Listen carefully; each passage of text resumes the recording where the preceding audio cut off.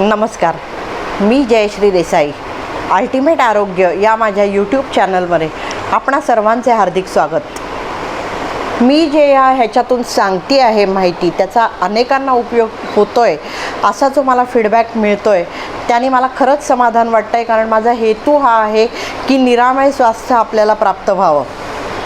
त्या दृष्टीने अनेक विषय मी आत्तापर्यंत घेत आले. आता गेल्या एपिसोडला जसं मी म्हटलं होतं, आपण ऑटिझमचा विषय बघत होतो, तर त्या अनुषंगाने मी असं म्हटलं होतं की केटोजेनिक डाएट हे ऑटिझमसाठी खूप उपयोगी पडतं.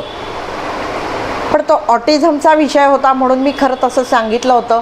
पण केटोजेनिक थेरपी किंवा केटोजेनिक डाएट हे फक्त ऑटिझमसाठी नाही, तर ज्यांना फिट्स येतात, ज्यांना वेट लॉस करायचं आहे किंवा इतर अनेक समस्यांसाठी, अगदी कॅन्सर आणि हृदयविकार टाळण्यासाठी सुद्धा ते केटोजेनिक डाएट उपयोगी पडतं. म्हणून आपण आजच्या एपिसोडपासून केटोजेनिक डाएटची माहिती घेणार आहोत. एका एपिसोडमध्ये संपली तर एक एपिसोड, नाही तर कदाचित 2 एपिसोड आपण त्याचे करू. केटोजेनिक थेरपी म्हणजे काय किंवा केटोजेनिक डाएट म्हणजे काय? आता जगभर म्हणजे जरी मी आता तुम्हाला रोगांची नावं घेतली असली की ऑटिझम, फिट येणं, कॅन्सर, हृदयविकार किंवा कोलायटिस, स्क्लेरोसिस अशा अनेक रोगांसाठी हा उपयोगी पडतो हे आता लक्षात आलं आहे. पण हे फक्त तेवढ्यासाठी नाही, तर हे अँटी एजिंग आहे. म्हणजे वृद्धत्व जरा जर आपल्याला लांब ठेवायची असेल तर तरीसुद्धा आपण केटोजेनिक डाएट घेतलं पाहिजे. त्याच्यानंतर आपल्याला जर बॉडी क्लिन्सिंग, कारण मी गेल्याही एपिसोडमध्ये म्हटलं होतं की अनेक फॅक्टर्स असे आहेत की ज्याच्यावर आपला काहीही कंट्रोल नाही. वातावरणातल्या प्रदूषणावर नाही, आपल्याकडे जे अन्न किंवा दूध येतं त्याच्यात जो पेस्टिसाईडचा रेसिड्यू असतो त्याच्यावर नाही. त्यामुळे आपण आपली इम्युनिटी वाढवणं हा एकमेव उपाय आपल्या हातात राहतो. नाही तर हे सगळे फॅक्टर्स आपल्यावर आघात करत राहणार आहेत, आपल्याला आजारी पाडत राहणार आहेत, आपल्या स्वास्थ्याला ग्रहण लावत राहणार आहेत. ते जर टाळायचं असेल तर आपली इम्युनिटी वाढवायला पाहिजे. आणि तुम्ही आता बघितलं असेल करोनाच्या काळातही अगदी वृद्ध लोकंसुद्धा की ज्यांच्यामध्ये अनेक दुखणी होती तीसुद्धा बाहेर आली, कारण त्यांची इम्युनिटी चांगली होती किंवा त्यांची जिद्दी स्पिरिट त्यांचं चांगलं होतं आणि त्याच्यामुळे ते त्यातून बाहेर आले. आणि तरुण मुलं अनेक त्याला बळी पडली. हे का होतं? तर फरक पडतो इम्युनिटीचा. ही इम्युनिटी वाढवण्यासाठी सुद्धा हे केटोजेनिक डाएट आपल्याला उपयोगी पडतं. काय असतं हे केटोजेनिक डाएट किंवा थेरपी? आता ही थेरपी म्हणून उदयाला आली आहे, जगभर ती अत्यंत लोकप्रिय आहे. आपल्याला माहिती आहे की विशेषतः आपल्याला जर वजन कमी करायचं असेल तर आपण वेगवेगळ्या डाएटचा आधार घेतला जातो. लो कार्ब, हाय प्रोटीन, हाय कार्ब, वेगवेगळ्या प्रकारची त्याला 50 नावं येतात आणि त्याचा अवलंब केला जातो. त्याचा फायदा होतोच असं नाही. पण केटोजेनिक डाएट हे असं आहे की ज्याचा आपल्याला या सर्वच विकारांवर फायदा होतो, इम्युनिटी वाढवण्यासाठी फायदा होतो आणि त्याच्यामुळे आपल्याला रोग असो वा नसो आपण ते तसं डाएट घेतलं पाहिजे हे मात्र नक्की आहे. काय असतं केटोजेनिकमध्ये की लो कार्ब, कार्बोहायड्रेट्सचं प्रमाण आपल्या आहारातलं अत्यंत कमी करायचं असतं. प्रोटीन्स, अनेक जण हाय प्रोटीन घेतात बॉडी बिल्डिंगच्या ह्यानी. हाय प्रोटीनची गरज नाही, मॉडरेट रेटमध्ये प्रोटीन आणि फॅट्स मात्र जास्त. आता असं मी म्हटल्यावर असा प्रश्न येईल की फॅट जास्त मग त्यांनी कोलेस्ट्रॉल वाढेल, त्याने हार्टचा प्रॉब्लेम येईल किंवा त्यांनी जाडी वाढेल, त्याच्यामुळे आपण ते घेत नाही अनेक जणं. पण ॲक्च्युली थोडंसं मी परत मागे जाऊन थोडंसं ज्यांनी तो एपिसोड बघितला नसेल त्यांच्यासाठी पुन्हा एक्सप्लेन करून सांगते की खोबरेल तेलावर मी एपिसोड्स 2-3 केले आत्तापर्यंत. खोबरेल तेलामध्ये काय असतं? मीडियम चेन फॅटी ॲसिड्स असतात. आत्तापर्यंत आपल्यावर काय बिंबवलं गेलं होतं की खोबरेल तेल घेतलं की हार्ट अटॅक येतो, कारण त्याच्यात 90% फॅटी ॲसिड्स असल्यामुळे आपल्याला कोलेस्ट्रॉल वाढतं आणि हार्ट अटॅक येण्याची भीती वाढते. आता जे संशोधन पुढे आलं त्याच्यात असं लक्षात आलं की ती जी फॅटी ॲसिड्स आहेत ती मीडियम चेन फॅटी ॲसिड्स आहेत. आपण जे जनरली आहार घेतो, आपण पोळ्या जास्त खातो, भाजी कमी खातो किंवा आपल्या आहारात बटाटे वडे हे सतत चालूच असतं. फॅट्स, तळकट पदार्थ, मसालेदार पदार्थ ज्याचा आपल्याला ॲक्च्युली त्रास होतो.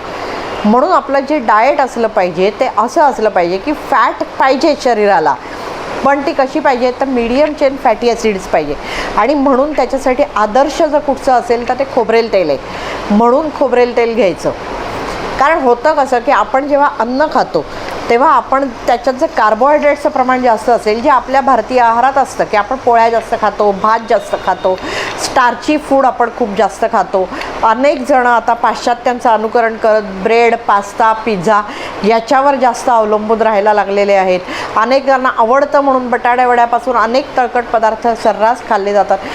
थोडक्यात आपण स्टार्ची आणि कार्बोहायड्रेट्स जी पदार्थ आहे म्हणजे स्टार्च असलेले कार्बोहायड्रेट्स जास्त आपल्या आहारात जातात. हे कार्बोहायड्रेट जेव्हा पचनासाठी जातात तेव्हा त्याच्यापासून ग्लुकोज तयार होतं. ते ग्लुकोज आपल्या मेंदूसाठी इंधन म्हणून काम करतं. मेंदूचं पोषण होतं, मेंदूच्या पेशींचं पोषण त्याच्यावर होतं.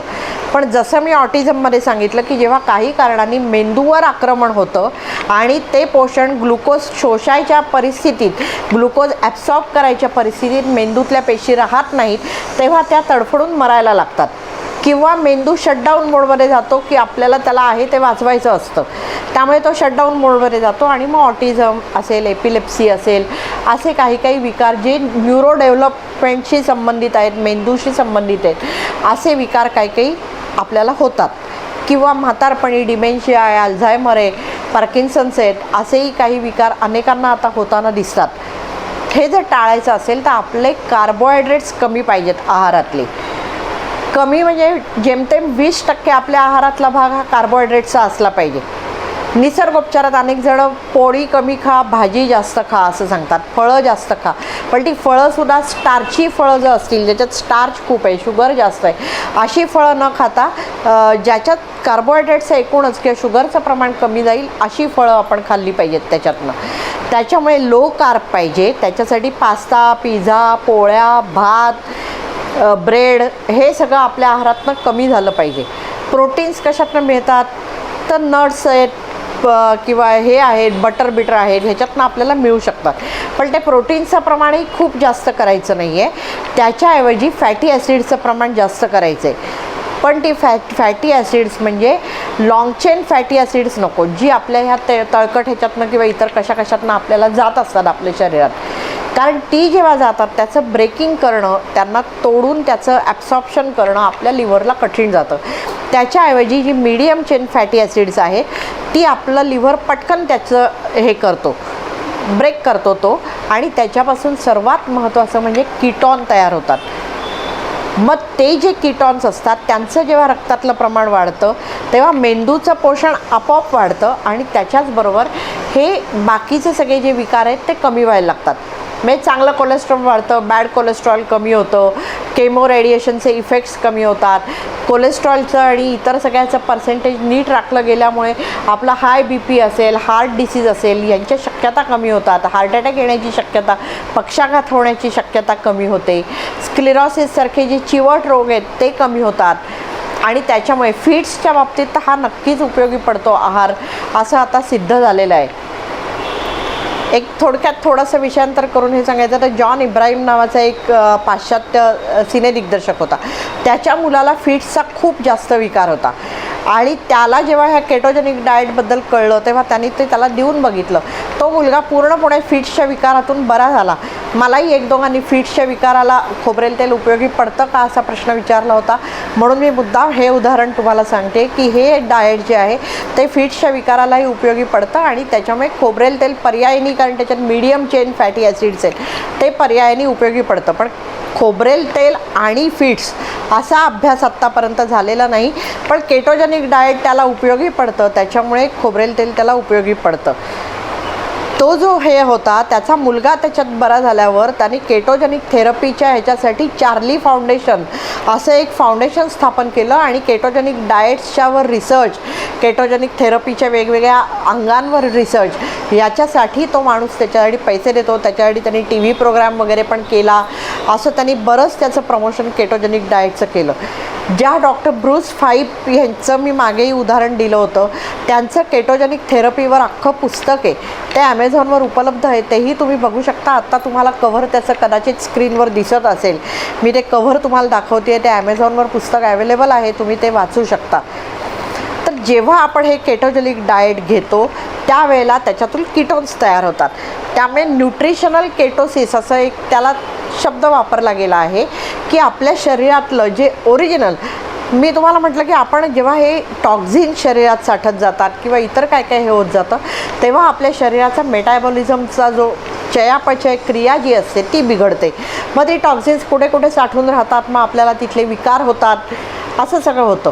हे जे डाएट आहे त्याने त्या क्लिन्सिंगला मदत होते आणि त्याच्यामुळे ॲटोमॅटिकली आपलं स्वास्थ्य सुधारायला मदत होते, इम्युनिटी सुधारायला मदत होते आणि मेंदूचं पोषण तर फार चांगल्या प्रकारे यांनी होतं. ग्लुकोजपेक्षाही मेंदूच्या पोषणासाठी चांगला जो सोर्स कुठचा असेल तर तो कीटोन्सचा आहे आणि तो जर खोबरेल तेलासारखं, खोबरेल तेल हे त्याच्यासाठी आदर्श तेल मानलं गेलेलं आहे. त्यामुळे केटोजेनिक थेरपी जर वापरायची असेल किंवा केटोजेनिक डाएट जर करायचं असेल तर त्याच्यासाठी खोबरेल तेलाचं सेवन अत्यावश्यक आहे आणि ते कुणीही करावं. कोणत्या ब्रँडचं घ्यावं असं काहींनी विचारलं आहे. कोणत्याही ब्रँडचं घ्या, गाळलेलं घेतलं तर सर्वात छान. कोल्ड प्रेस कोकोनट ऑइल म्हणूनही ते बाजारात मिळतं. अनेक ब्रँडची आता गाळलेली तेलं बाजारात आहेत, खोबरेल तेलं. त्यातलं कुठचंही घ्या, ब्रँड नसेल पण शुद्धतेची खात्री असेल, लाकडी घाण्यावर काढलेलं तेल कुठे जर मिळत असेल तर तसंही घ्यायला हरकत नाही. मेन जे आहे ते खोबरेल तेल तुमच्या पोटात गेलं पाहिजे. त्याच्यामुळे दृष्टी सुधारणं, केसांच्या समस्या दूर होणं, जाडी कमी होणं, आपले विकार कमी होणं, आपले टॉक्झिन्स कमी होणं, हाय BP कमी होणं, हृदयविकार बरा होणं, त्यातली म्हणजे हार्ट अटॅकची शक्यता नामशेष होणं, असे अनेक फायदे त्याच्यातून होतात. ज्यांना कॅन्सर झालेला असतो त्यांनाही रिकव्हरीसाठी ते खूप उपयोगी पडतं. केमो रेडिएशनचे इफेक्ट्स त्याच्यामुळे कमी होतात. काहींनी मला असा प्रश्न विचारला होता, खोबरेल तेल उष्ण नाही का पडत? खोबरेल तेल थंड आहे म्हणून आपल्याला डोक्याला सुद्धा आपण लावलं तर ते थंड वाटतं. तरीसुद्धा कोणाला जर असा डाऊट असेल तर अर्ध्या चमच्यापासून सुरू करून घ्या, शरीराला त्याची सवय होऊ द्या आणि मग त्याचं प्रमाण तुम्ही वाढवायला हरकत नाही. ज्यांना फिट्सचा विकार आहे किंवा ज्यांना ऑटिझमचा विकार आहे त्यांनी त्यांच्या डॉक्टरच्या सल्ल्याने अशाच प्रकारे थोडं थोडं देऊन ते हे केलं तर हरकत नाही. याच्याबद्दलचे अनेक रिसर्च पेपर्स मी पुन्हा सांगते गुगलवर अवेलेबल आहेत. ते रिसर्च पेपर्स वाचून तुम्ही तुमचा निर्णय घेऊ शकता किंवा तुमच्या डॉक्टरांशी डिस्कस करू शकता. ही अशीच थेरपी घेऊन, अशीच माहिती घेऊन मी दर रविवारी तुमच्या भेटीला येत राहणार आहे. मात्र ती तुमच्यापर्यंत पोहोचावी यासाठी तुम्ही हे चॅनल लाईक, शेअर आणि सबस्क्राईब करणं गरजेचं आहे. केटोजेनिक थेरपीविषयी आणखीन थोडी माहिती मी पुढच्याही एपिसोडला सांगेन की ॲक्च्युली आपण ते डाएट कसं असलं पाहिजे. मी आता तुम्हाला वेग सांगितलं की पोळ्या कमी करायच्या, भात कमी करायचा, कार्बोहायड्रेट्स एकूण कमी करायचे आपल्या आहारातनं. साखर जर बंद करता आली तर ती बंद करायची. प्रोटीन्स मॉडरेट लेवललाच गेले पाहिजे आणि खोबरेल तेलाचा समावेश तुमच्या आहारात तुम्ही करायचाच आहे. हे जर केलं तर तुम्हाला केटोजेनिक थेरपी, केटोजेनिक डाएटचा फायदा मिळू शकतो आणि अनेक रोगातून मुक्तता मिळू शकते. त्यामुळे तुम्ही हे करून बघा, तुम्हाला त्याचा नक्की फायदा होईल याची मला खात्री आहे. मी माझ्यावर तो प्रयोग करते आहे. मी खोबरेल तेल नियमितपणे घेते आणि मला त्याचा फायदा जाणवतो आहे. आता आजची टीप, ऊस हा काविळीसाठी खूप चांगला आहे. अनेकांना काविळीचा त्रास होतो. ऊस हा काविळीसाठी खूप गुणकारी आहे. मात्र ते ऊसाचे जे कर्वे असतात ते चावून आणि चोखून त्याचा गर असे खाल्ले पाहिजेत. बाहेर जाऊन ऊसाचा रस घेऊन तो फायदा नाही मिळणार. ऊसाचे कर्वे जे असतात ते आणा, ते कापा आणि ते खा चावून तर काविळीमध्ये लगेच आपल्याला आराम मिळू शकतो. तूर्त इथेच थांबते. धन्यवाद.